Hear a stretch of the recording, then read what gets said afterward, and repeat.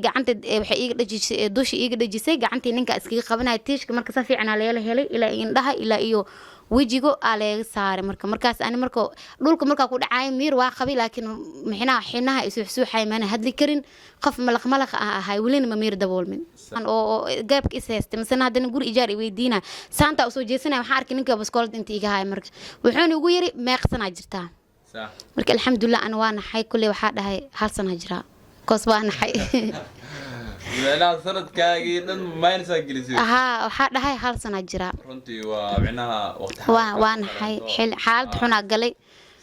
marka waa dareemi kartaa qof baskoolad ninku moodi hadana kuugu soo laabto baskoolad madax ka saari naxtinta saa'id ah leedahay alxamdulillah ilaahani amaansaday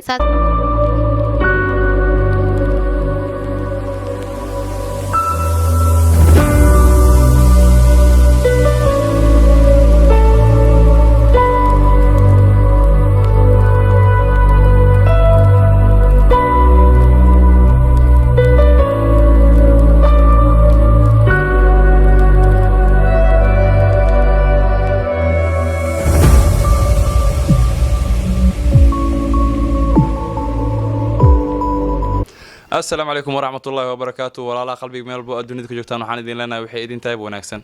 okay maanta waxaan rabnaa inaan idin soo bandhigno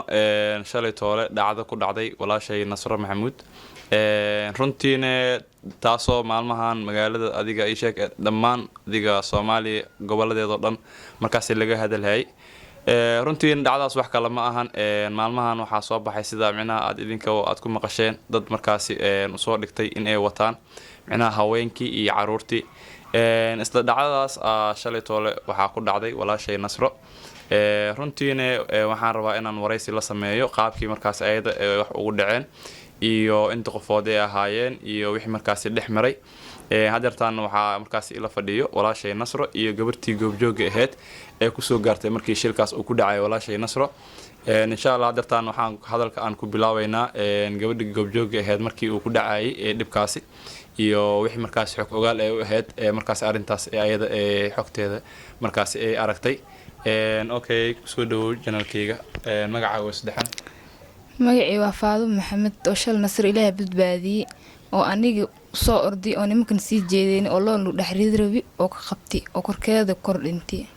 okay waxaan ku weydiinaa walaashay runtii shalay dhacdadii ku dhacday Nasro maadaama aad goobjoog ahayd waqti xaadirkaas marka adiga la soo kulmeysay oo markaas dhacdadaas adiga aad goobjoog aad noqonaysay Nasro xaaladeedu sidee ahayd imise qofoodeen ahaayeen dadka markaas isku dayay in markaas ayaga ay dhibaateeyaan amba ay wataan imise qofood ay ahaayeen qaabkeen markaas ayada markaas loo dhibaateeyay waqti xaadirkaas marka u imaanaysin sidee ayadu xaaladeeda ahayd ma qof markaas miirkeeda qabtay ahayd mise qof shoogsanay ahayd bal noor miirka markaas ma joogo mar oo suxsaneeda oo umaad oo nimankan saddex ahaayeen laba nin iyo hal naag oo sii jeedeen oo wiil wajigooda oo arkin oo idin suxsaneed okay waxa adiga ku soo markaas gaartay ayadoo oo gabartiina ay markaas miir daboolan tahay dadka markaas oo isku dayay in ayada markaas ay wataan ay ahaayeen laba raga iyo hal dumar iyo hal naag iyo laba nin oo hal jireer iyo hal jalac oo yahay safiican okay marka adiga aragtay Nasro markaas marxaladaas ku jirto iyo dadkii isku dayay in markaas ayada ay ka xeystaan maxaa kula gudboonaaday adiga aad sameysay maxaa micnaha adiga dhibaato meesha aad kala kulantay bistoolad been u qabteen ana ma ka tagay uu ku dil kartiin lahay waan igsi careeni safiican okay kadibna adiga wax dhibaato ma lagu geysanin ayagana sidaas ay markaas ay ku baxsadeen Soomaa ma dhibaato leem gaarsiin ani sax iyada dhibaato gaarsiiyeen aan dhibaato leem gaarsiin okay qofkaasina wuxuu ahaa micnaha qofkii goobjoog ahaa markii Nasro dhibaatadaasi markaas amba dhacdadaasi ay ku dhaceysay qofkii ugu horeeyay la soo kulmay kadibna micnaha isku dayay in oo dadkii uu khayliyo amba markaas oo gabadhii oo sidaas ugu markaas ay ugu reebto dadkii isku dayay inay wataan okay Nasro runtii channelkayga ma ahan markii ugu horeysay runtii maadaama maalmahan ayga maqneed isla markaasna xalay toole aan maqlay dhacdaas inay kugu dhacday maantana aan kugu soo booqday gurigaaga waqti xaadirkaas marka adiga shirkaas la kulmeysay ugu horeyn maxaa idin dhex maray dadkaas iyo adiga qaabkees micnaha aad ku kulanteen ayaga iyo adiga bismillaahi raxmaan raxiim horta mahadoo waa mahadsantahay aboowe sida quruxda badan le aad iigu timid ama aad janalkaaga igu xustay koos aniga waa xanuunsanahay maalmahan dinteeda kale intaas iskaga xanuunsanahay janalkaagana saas la ajligeeda ugu maqnaay alxamdulilah horta qofkii uun dhimo rabo baa uun dhinto alxamdulilah ilaaha mahad iska leh ka sokona gabadhan waa u mahad celinaa faacdee oo la dhaho faay maxamed alxamdulilah iyadaa i badbaadisay horta ilaaha i badbaadiyay laakiin iyadaa hadda u sabab ahayd maanto albaabka aniga biyaan ka daadinayay baaldiyaan watay biyaan daadinaya oo wasaqay alaabaan dhaqday gabaraan saaxiibanahan rabay inaa aado xilligaas waxayna ahayd xilliga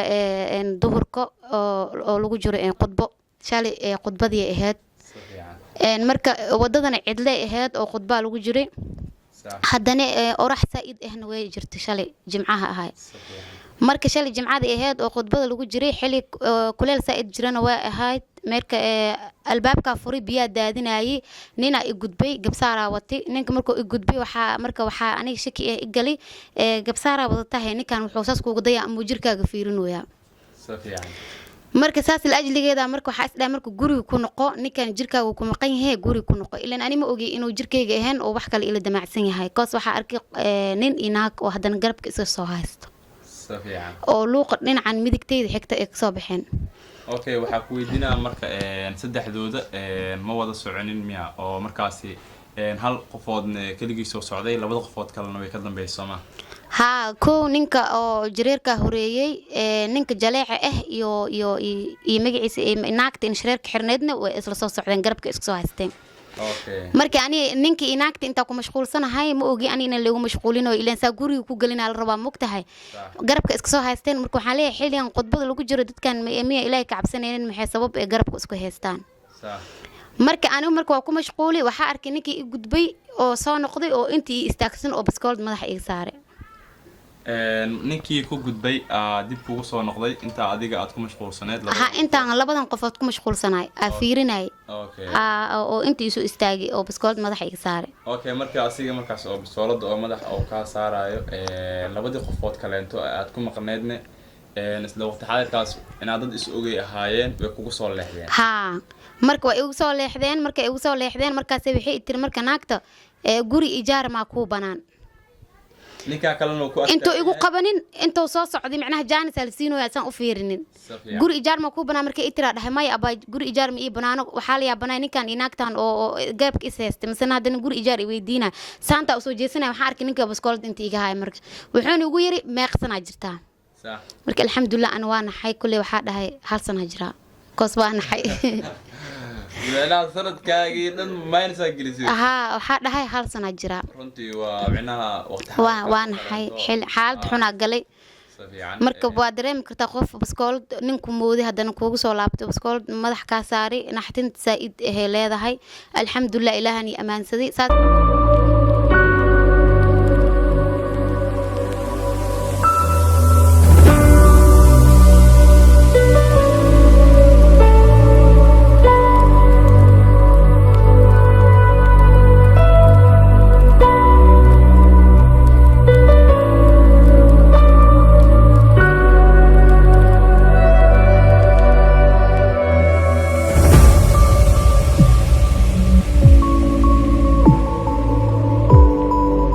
markuu madax baskoolada iga saaray ninka kaleenta marka ingiriisi isku la hadleen marka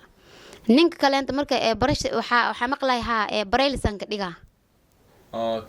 marka kan kaleenta marka soo boodi tiishkan dhididka laskiga tiro oo inuu soo qabsaday oo jeebka wuxuu ka soo baxsaday baqaaq oo igu buufi oo sanka iga qawmaagay wuxuu watay micnaha suntii oo suuxisaday iyo markaas tiishkii marka sanka markoo iga saaro oo sanka iga dhajiyay waa iska qaaday gacantiisa iska qabtay waa iska qaaday waa khiliyay marka islaan diriskeena oo eedaday waxa dhahay marka eedar qoysheeqay waa lee watiyay dhahay markaas dhahay markaas wuxuu markuu naay amarka qaado tiishka lagu saaro iyo marka idee amarka waa qaadanaha dhahay marka ani marka qaylisay kadib micnaha oo ninka kale inta kula hadlo wuxuu ku yiri waa ina amarka qaadataa nacam marka xaaladeeda noocaas ee noqoto tiishka markii la saaray ani waa warwareeri gacanta ninka iska qabanay naagta gacanta iga qabata gacanta dusha iga dhajistay oo micnaha garbadu way ku qabatay naagtani marka waxa ka daatay laba bacoon ninac oo xiran oo sijilaasan ka daatay marka dhulka ugu dhacday wayna soo qabsatay gacanta waxay iiga dhajisay dushi iiga dhajisay gacantii ninka iskaga qabanay tiishka marka si fiican la helay ilaa indhaha ilaa iyo wajigo aleega saaray markaas ani marka dhulka marka ku dhacay miir waa qabay laakiin xinaha isuuxay maana hadli karin qof malaq ahay waliina ma miir daboolmin marka waxaa markaas saas noqday wuxuu yiri marka geli juwaankan oo huudheeda oo lagu keenay ma arkin weynka oo kooliga kaasa intaan wali miir daboolmin halahan dambe lay soo geliyay ilaa inta feeraha markii la keenay markaas wuxuu yiri marka hilib geelmay cunti wili daawada ma qabanoysay way luxluxmoosaa naagtee markii halahan la keenay waa mugtahay wuxuu yiri marka kiliga buurkiisa anaga baawurno taagan ilaa halahan si ku geen karna boo ku geenayna ilaa kiliga ku geenleen falkeeda agalna warniyo khudbaa laga soo bixir waa gili naagta idoo la dhahay marka gabadhan ano indhaha mirir qasiinayo oo guryaha dhan ila wareeganayaan aan arkay marka idoo qeylinayso oo aan xageeg u soo ordayso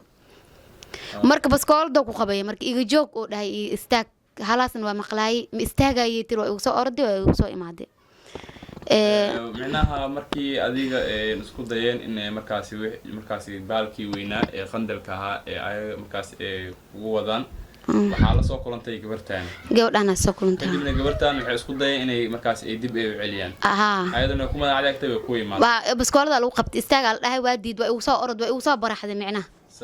marka igu soo baraxday waa igu soo orod waa igu timid agteeda gab soo dhaxday marka aan miir markaas ay ugu dambeysay sida marka dambe iyada ii sheegtay marka fiicnaaday hadda saaka ii sheegtay waxay dhahday way kala ordeen oo dad badan haddana isku soo baxay marka anoo suuxsanaa meesha laga soo qaaday walaashay Mari Maxamuud iyo walaashay Deeq Cabdi Cali iyo Farxiyo Cumar lahaa iga soo qaadeen iikana meesha gabar kalento ubax maxamed culo la dhaayidna oo yariisto iidan way joogtay xiligaas Faadimo la soo kulantay laakiin way yartahay saaid u yartahay way argaxday alxamdulillah hadana adiga muddo waxa soo marka adiga wax ku heshay marka dadkii oo macquulka loorkin lugaha qabteen waa iga dabagidiyaan loorkin waa la ordeen marka muddo 5 saacadoodna waa suuxsanaay khudbadii ahayd xali 12 soo naaxay okay daawadayaal waad u jeedaan dhibka markaas shalaytoo la soo gaaray walaashay Nasro runtii maalmahan ayada waxay iga maqneed mashquul ayada haysto iyo markaas xanuun jiray awgeed shalaytoola mar adiga subaxdii hore aan telefoon aan kula hadlay aan rab inaan gurigeeda ku soo booqdo kadibna aniga uma imaanin laakiin waqtiyada dambe waxa la sheegay in markaas shirkaas oo qabsaday runtiina barnaamijyaad adiga gobolada Soomaaliya oo dhan ka jiro ahay runtiina waxa maqli jirnay hadartaan anaga xitaa waxa markaas noogu dambeysay isbuuc ka hor caruura la watay iyo cunuga maqan iyo waxyaabahaas aan maqli jiray laakiin qof weyn ee sheekada tagay ilama ahayn runtiina dadkaas waxay u baahan yihiin in fiiro gaar ah loo yeesho teeda kaleento dhammaan dadka ku dhaqan degmada Jowhar waxaan leenahay caruurta laga taxadiro runtiina dadka noocaas ah fiiro gaar ah loo yeesho runtii barnaamijyaadkii markaas ayaga ka damacsan yihiin email-ah ay u wadaan anaga war uma hayno laakiin sida markaas aniga ahaan aan ku maqlay dadkii waxay noqdeen spare parts ay noqdeen hadii arki jirteen idinka micnaha baabuur la kala furfurayo birarkiisa la kala gaday hadii arki jirteen bil aadankii aad artaan spare parts noqday waxaan idin leenahay dadka awadeysiin oo aad dadka kala gacanta u gelinaysiin oo aad ka beec mushtareysaan waa dad idinka idin la dhashay waa dad idinka dhasheen nimayo dadka micnaha oo falkaas sameeynaayo waxaan idin leenahay idinkana ka waantooba qofka awadeysido dhibaataynaysto qof adiga kula dhashay waa qof adiga dhashay runtiina dhacdadaas micnaha hadartaan Jowhar waa mid markaas noogu cusub ilaa ebil hore waxa maqlay in ay arinta ay tahay caruurta laakiin hadda waxay soo gaartay dadka waaweyn ilaa qofkan weyn oo aad u jeedid qofkii isku day inuu wato runtii caruur uma daahay Soomaa marka waxaan idin leenahay dhamaan ha laga taxadiro aad iyo aad ugu mahadsantiin waraysiga quruxda badan leh aad iga ogolaateen in markaas aan idin la sameeyo waxaan idin leeyahay kuni ko jira waa mahadsantiin gaar ahaan adiga waxaan kaaga mahad celinayaa sida micnaha dhacdadaas aad ugu la soo kulantay ee aad walaasha aad garab ku siisay ee aad ku badbaadisay maadaama xitaa dadka markaas ay ahaayeen dad hubeysan markaas adiga nafsadaada aadan ula cabsanin in markaas ay ku dhibaateeyaan oo aad micnaha aad adiga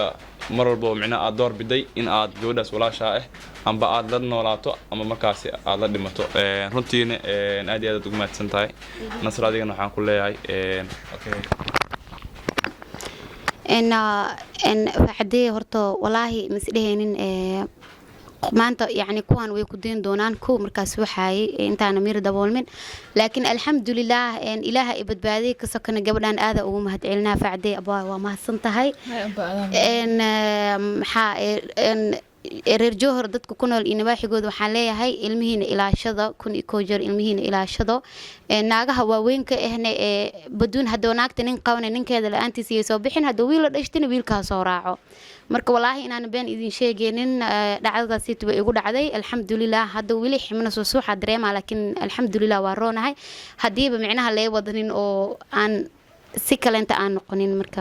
waan mahadsantiin ma hadda ku mahadsantahay okay fadlan haddii ay tahay markuu wareyso channelka aad soo booqato kilo ina subscribe saarto videogan like aad saarto aad la wadaagto asxaabtaada commentigan wixii dhiirigelin aad nagu soo qorto iyo micnaha fikradaha aad ka aaminsan tahay dadka micnaha dhacdadaas micnaha waxaan kuu sheegaa dhibaatadaas geysanayo runtiina nasr waxaan ku leeyahay ilaahay maxaan ku sheegaa ku caafiyo maadaama ilaahay micnaha oo gacantooda ka badbaadina alxamdulillah intaas ilaahay nimcadiisa walaashay Faadimo aydan aad iyo aad ugu mahadsan tahay maadaama ay ayadan markaasi nafteeda ku hurtay cadawgii markaasi adiga ku wadan rabay ka dhicisay run ahaantiina waxaan leenahay dhammaan reer Johor halayso badnaado caruurta micnaha hal ogaado haweenka hal ogaado runtii barnaamijyaad gobolada Soomaaliya dhan ka jira waaye runtiina waa dad adiga kulleeto magaalada kula degan oo markaasi adiga ku yaqaano marka insha Allah videogan inta soo gabagabeynayna wareysigan intuu noo eegaya fadlan haddii ay tahay markuu wareyso channelka soo booqata kilo ina subscribe saarto videogan like aad saarto oo share garayso asxaabtaada aad la wadaagto commentigan wixii markaasi oo dhiirigelina iyo waxyaabaha fikradaas aad ka miistaa noo soo qor kartaa intaan hawada markale aan ku kulmeen waxaan idinka ka tagaynaa nooli kulante bye bye